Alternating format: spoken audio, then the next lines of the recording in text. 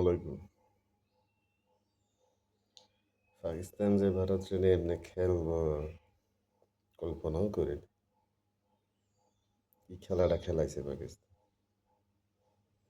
ভারত 15 দিন হক ডাক, সন্ত্রাসী হামলা, এই হামলা, যত ধরনের মিথ্যা গুজব।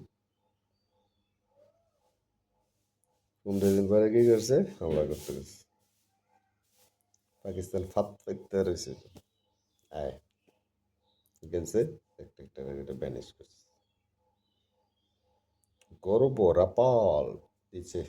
রাপাল শুভেন্দ্র অধিকারী দাদা বাংলাদেশে কইছিলেন রাপাল দিয়া একটু, রাপাল দিয়ে কি করবেন? মারিয়ে নিয়ে যাবে। রাপাল লাগবে। এবার মতি এই হতেই যান দাদা,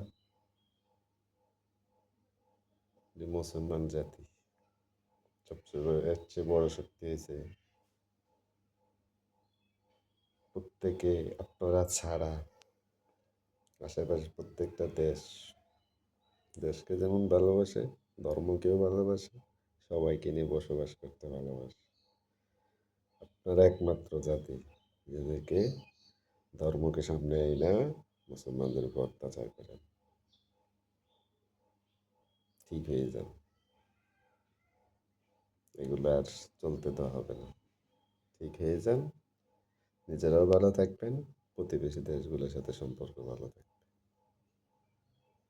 2-3 দিনের যুদ্ধে একটা নাকানি চুবানি খাইছেন পাকিস্তানের কাছে,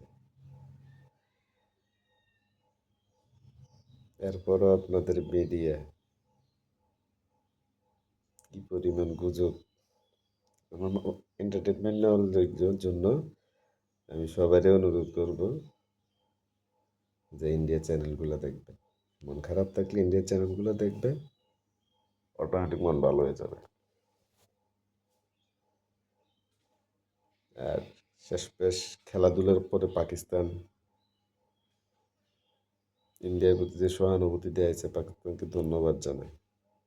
নাহলে প্রচুর মানুষ হতাহত হইতো, ধর্ম বর্ণ নির্বিশেষে সবাই হতাহত হইতো। এটা কোনো রকমই কাম্য না। এটা নরেন্দ্র মোদী একজন কসাই, এ বুঝবে না। ইন্ডিয়াকে স্যালুট জানাই, তারা যেরকম পরিকল্পনা মাফিক সাহস নিয়ে সুন্দরভাবে এটা মোকাবেলা করছে, নিজেদের বীরত্ব দেখাইছে। ভালো থাকবেন, আসসালামু আলাইকুম।